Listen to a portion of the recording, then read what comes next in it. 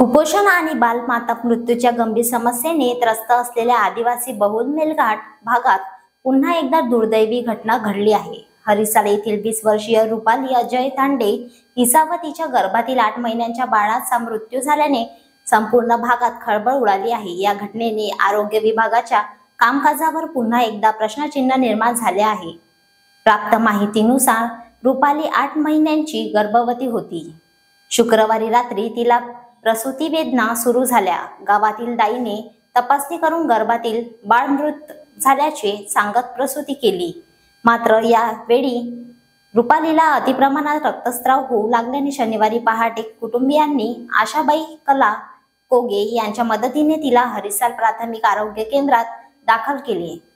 तेथे प्राथमिक उपचार केल्यानंतर प्रकृती गंभीर असल्याने धारणी उपजिल्हा रुग्णालयात हलविण्यात आले। मात्र तेथे पोहोचण्यापूर्वीच रुपालीचा मृत्यू झाल्याचे डॉक्टरांनी घोषित केले।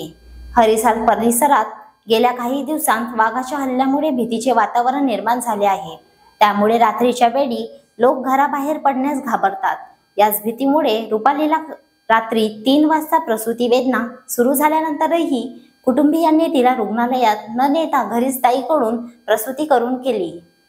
वेळेत रुग्णालयात नेण्यात आले असते तर रुपालीचा जीव वाचू शकला असता, अशी चर्चा परिसरात सुरू झाली। Vidarbha city news, Harisal.